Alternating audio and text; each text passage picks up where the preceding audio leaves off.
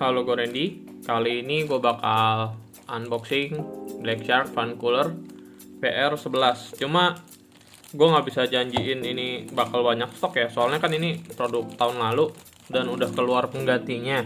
Nah, yang BR11 ini keluarnya barengan sama BR20. Ini yang Fan Cooler Pro, ini Fan Cooler biasa. Nah, kalau yang baru kan penggantinya ini yang biasanya. Ini istilahnya gaming cooler, bukan fan cooler lagi. Terus yang versi Pro-nya itu yang ini BR30BS. Jadi ini BR30BS, ini BR30RM, ini versi Pro-nya. Bedanya itu kalau yang versi Pro-nya dia bilah-bilah kipasnya lebih banyak.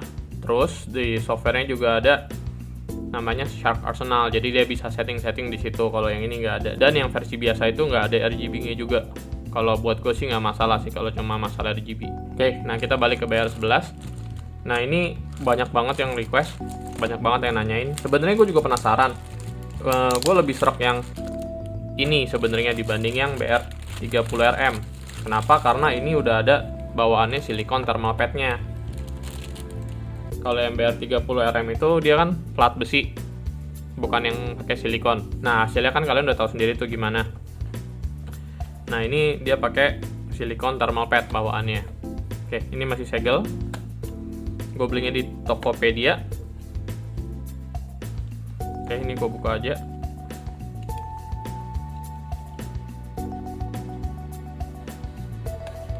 Untuk tesnya mungkin nggak hari ini ya. Ini kita tes kayak biasa dulu aja.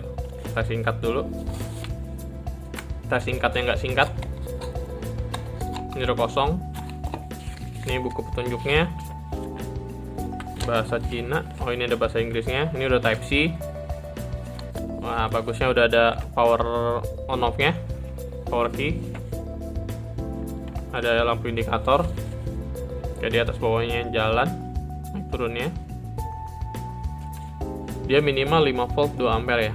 Jadi kalau bisa usahain lebih tinggi dari 5 volt 2 ampere. Nah, yang gue bakal pakai nanti di 5 volt 2,4 ampere seperti biasa. Nanti gue bakal cek di 65 watt juga. Dia pemakaiannya seperti seberapa. Oke, ini barangnya.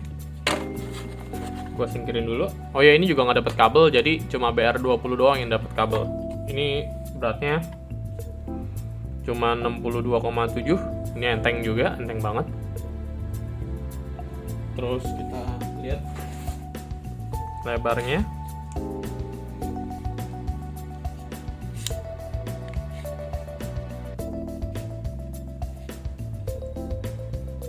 Di 52,52,5.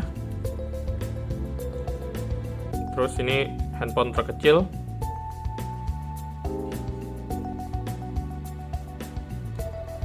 Handphone terkecilnya bisa 64,2 dan paling lebarnya di 93. Jadi ini nggak jauh beda sama yang versi Pro-nya sebenarnya. Versi Pro-nya itu juga sama 9,3 cm. Lebih kecil malah. Oke, ini perbandingannya sama yang BR20. Ini lebih gede ya. Ini kipasnya juga cuma 5. Ini BR30BS. Dan ini BR30RM. Nah, ukurannya nggak jauh beda. Padnya lebih lebar yang BR30RM, tapi dia besi. Kalau yang ini lebih kecil, tapi itu udah silikon. Oke, kita buka aja langsung.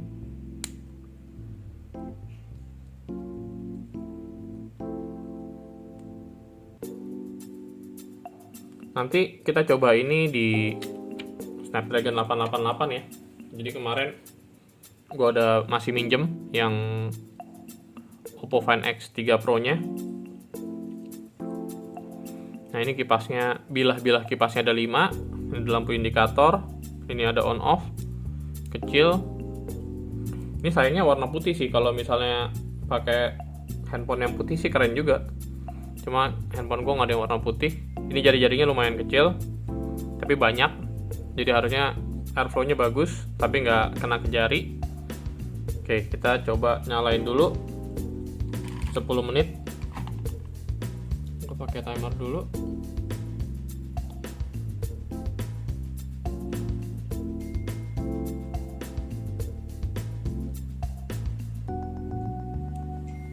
Nah, udah nyala timernya. Ini di 5 volt 2,4 ampere.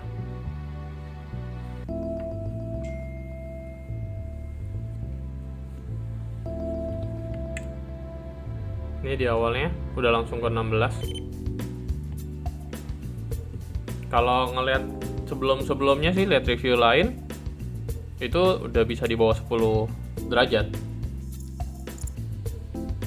Ini gue usahain gak pegang padnya. Kalau pegang padnya nanti takutnya suhunya berubah.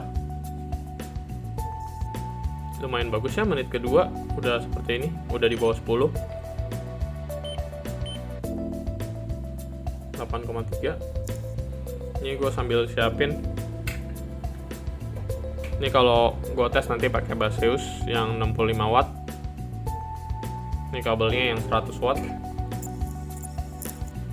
Oke, udah 4 menit. Bagus ya sebenarnya ya. 5,8. Ini bagus sebenarnya. Walaupun bilah-bilah kipasnya cuma 5.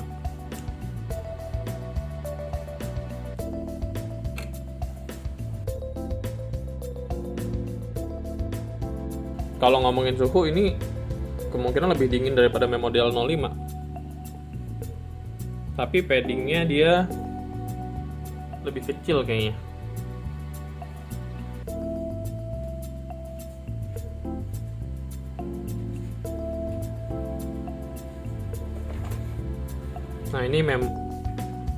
Nah ini model 05. Ini yang lama, ini yang baru.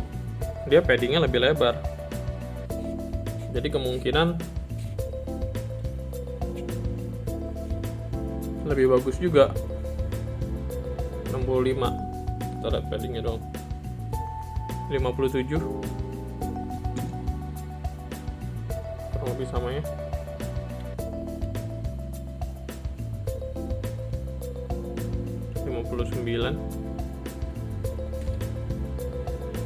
Ya, kalau yang ini cuma jauh sekali tuh. Ini cuma 47. Udah 7 menit.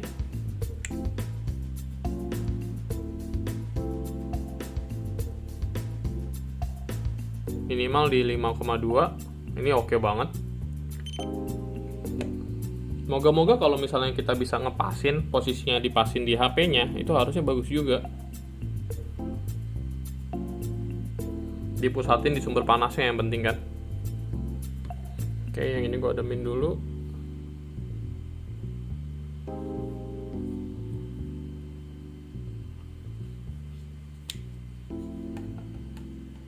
Nanti kita cobanya di sini ya. Vivo. Ini Oppo Find X3 Pro. Lihat 8. Udah di bawah 5.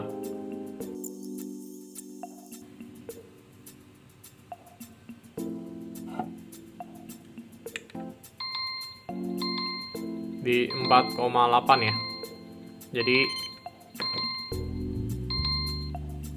Jadi di suhu ruangan 26,7. Kurang lebih ini suhunya 4,8. Nah ini gue pakai charger 65 watt dengan kabelnya maksimal tapi di 3 ampere, jadi maksimalnya di 60 watt.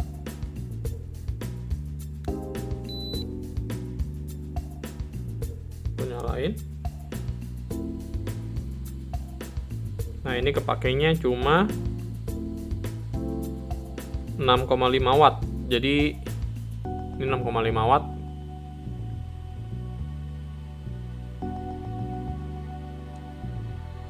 Jadi kepakainya paling 10 watt ya maksimal.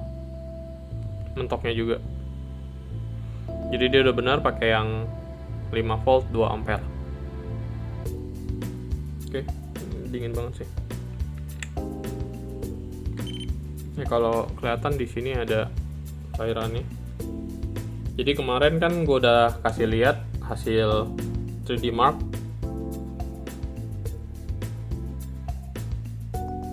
Jadi kemarin sempat segini, ini paling skor tertingginya pakai AC.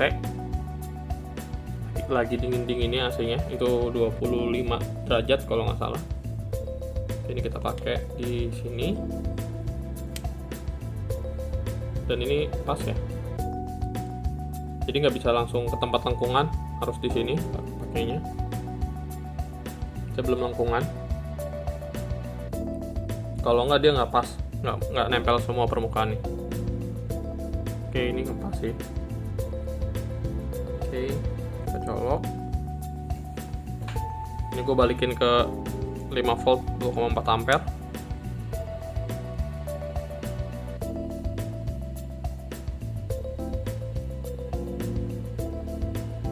Oke. Hampir ke delete. Oke. Ini karena bodinya kaca, jadi ketara banget.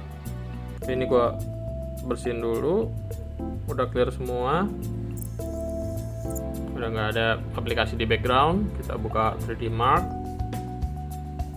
Redlock Extreme Test, dan mulai.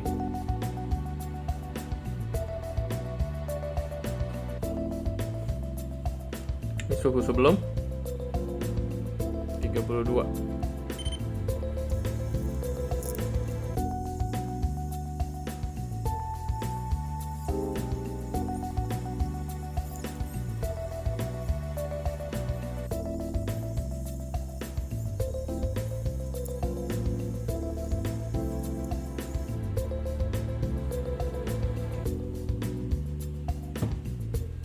Ini panas banget dan sampai 47 derajat. Ini dipegang juga berasa panasnya, nggak nyaman banget. Ini bener-bener nggak nyaman banget. Nah ini tapi ada kenaikan di lowestnya, jadi kita lihat di result. Nah ini kita bisa lihat di lowest loopnya ada kenaikan, di base loopnya ada selisih 15 poin. 15 poin nggak usah terlalu kita pusingin. Nah ini juga nggak terlalu beda. Kita lihat stability-nya 57 ke 60. Jadi ada sedikit perbaikan, sedikit banget. Jadi kita tes di suhu ruangan yang 26 derajat Celcius juga masih seperti ini ya hasilnya ya. Jadi kurang terlalu efektif buat Oppo Find X3 Pro.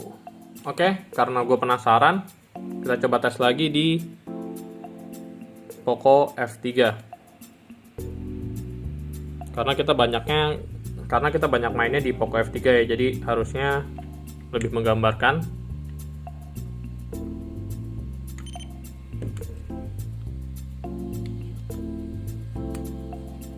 Nah ini ganggu.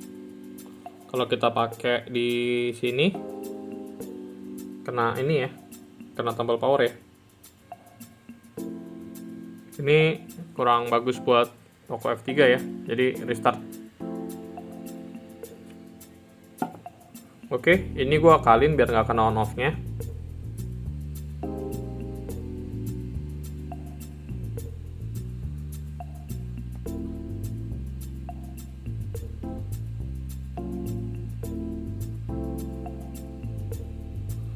Nah caranya gue taruh di sisi paling bawah tombol power, baru gue jepit.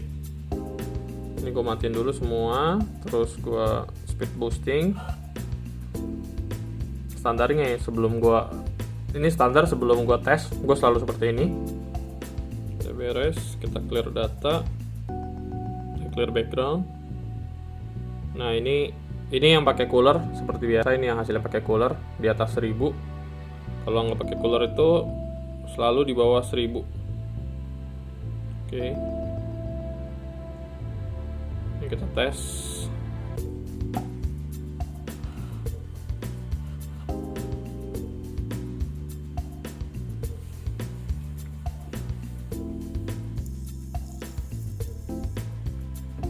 Gue cukup kaget ya sebenarnya ya. Walaupun udah 5 derajat tapi masih belum bisa dinginin Snapdragon 888. Apakah karena thermal pad-nya emang kecil?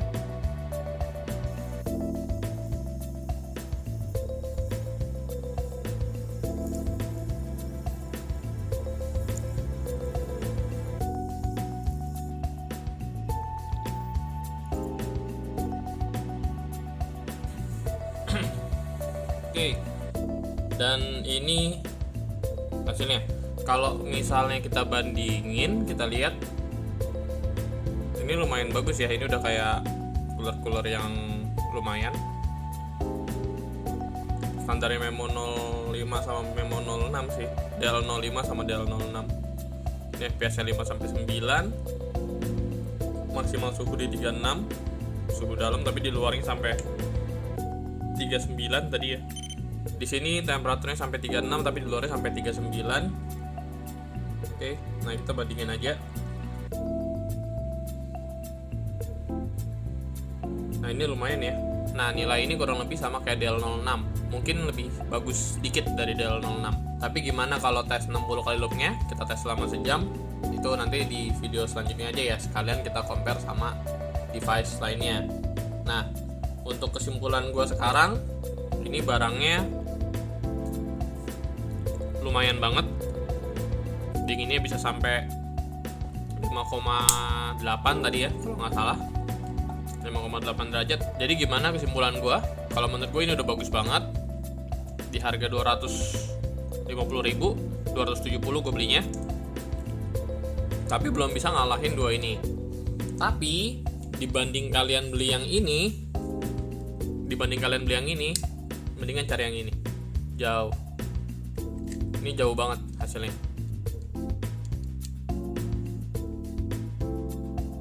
Jadi kalau kalian emang maunya Black Shark, merek Black Shark, ya ini paling murah. Yang ini di skip. Ini hasilnya sama, dua ini hasilnya sama kurang lebih. Kalau gue prefer yang BR20 karena lebih murah. Kalau kalian ada budget lebih ya mau beli ini karena ada termostatnya juga nggak apa-apa. Tapi yang ini nggak ada tombol on off-nya. Kalau kalian mau beli ini silahkan, ini udah bagus juga. Oke, demikian dari Randy. Terima kasih.